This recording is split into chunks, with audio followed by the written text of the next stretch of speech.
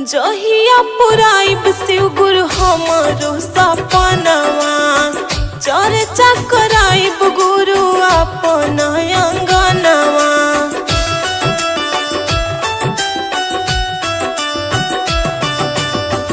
जहिया पुराइब शिव गुरु हमारो सपनवा, चर्चा कराइब शिव गुरु अपन अंगनवा।